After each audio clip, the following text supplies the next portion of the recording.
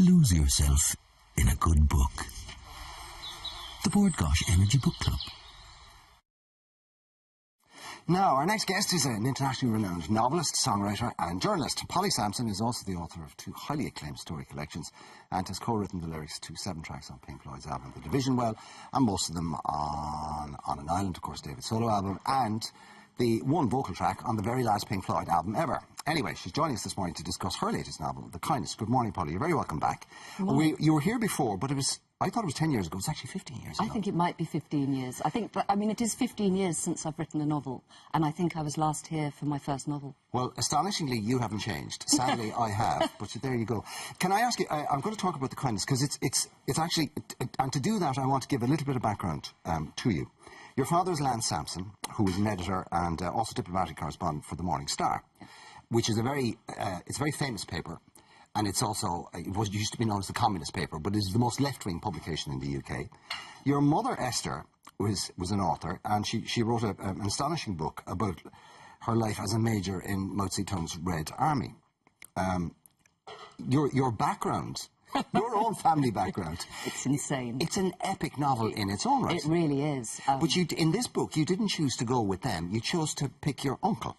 A great uncle. I didn't really. It's not his story, but the germ was. But it's was a romantic his story. life, effectively, though, isn't it? I mean, No. Is it not? No, not at all. No, right, okay. I took the terrible thing that had happened to him, and I'm not going to do a spoiler by saying what it was, but I grew up knowing that this uncle, who I was very fond of, had committed suicide, and I knew the reason he'd committed suicide was because of the kindness that had been done to him as a young man, and he never recovered from this kindness that was done to him.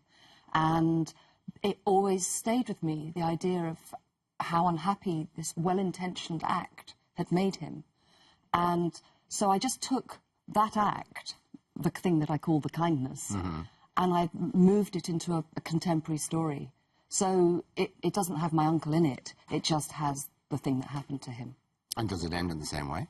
No, because I don't really know what the ending was for him, because I mean, Julian in my book, who doesn't end up killing himself. No, my book has a happy ending. So maybe that was part of it, was wanting to create a happy ending for someone I loved. Given your extraordinarily colourful family background, why this particular incident? What is it about this act that made you think that there is a novel in this? You know, I'd had, until the other day, I had no idea for how long it's been a preoccupation, and I couldn't tell you exactly why it's become such a preoccupation. But I was going through a trunk of old letters and notebooks, and to my utter surprise, I found a notebook from 30 years ago, which had the outline of this novel. And then I'd put it away, and clearly my subconscious had carried on thinking about it and gnawing at it. And it was a shock to find out how long I've been thinking about it. I think it was quite a shocking thing when he died. And the circumstances, you know, when I discovered the things that had led to his Great Depression, it just fascinated me. You also,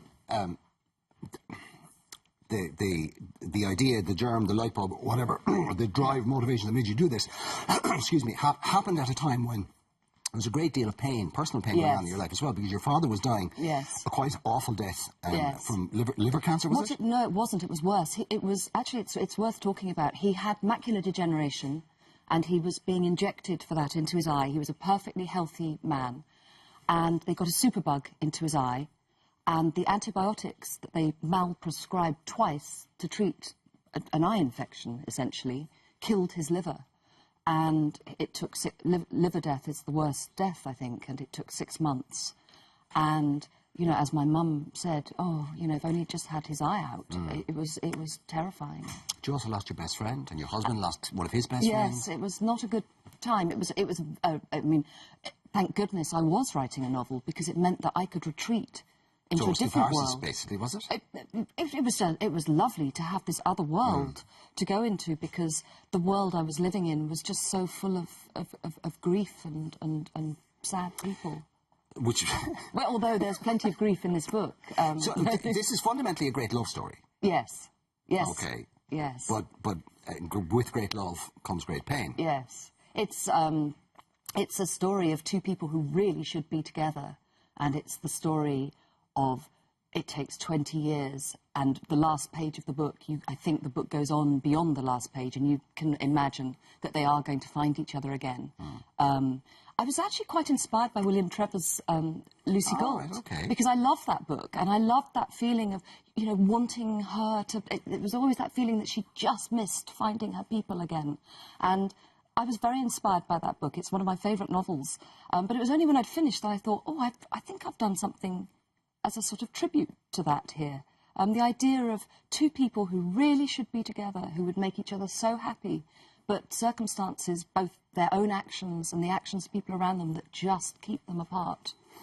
Can I talk about you very briefly, and what an astonishingly accomplished woman you are? I mean, given your background, it was inevitable that you were going to write, but you've been writing since you were a child. Yeah. You got a Blue Peter badge when you were what age? I think I was about 9 or something. Was it a story about a lonely badger? It was a lonely badger, but I think it was about the 300th story I'd sent to them. So I think in the end they had to give me a Blue Peter badge. Well, God loves a trier. So. Yes.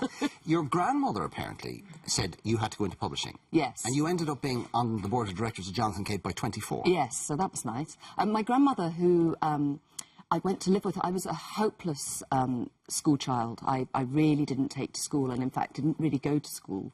And my grandmother, who was very intellectual and very disappointed with her favourite grandchild having absolutely no education, as soon as I was 18, she just said, come and live with me. The only thing you do is read, so you must go and work in publishing. And she was so right, because actually that's where my education took place. So I was 18 when I first got a job in publishing. And I didn't know anyone in London other than my grandmother, so I read and I read and I read, and I loved it. You ended up being a boss in 4 years. Does that tell us something about you? 6 years. 6 years. Okay. Have you ever got through an interview without somebody asking you about Pink Floyd? No. You have now. And I've never got through an interview without someone talking about my parents either. Well, I bow to the parents bit, but no mention of Pink Floyd, other than the one I've just given them, because it's over. Listen, it's a pleasure. It's always a pleasure. The book is called The Kindness, and as part of the Mountains to Sea Festival, Polly will be in the Pavilion Theatre tonight in Dún Laoghaire, Saturday. That's tomorrow, 12:30 p.m. We have tickets to the event, plus signed copies of Polly's book, The Kindness, to give away, to be in with a chance to win. You can find out more details on our Facebook page. Thank you. Lose yourself in a good book. The Board Gosh Energy Book Club.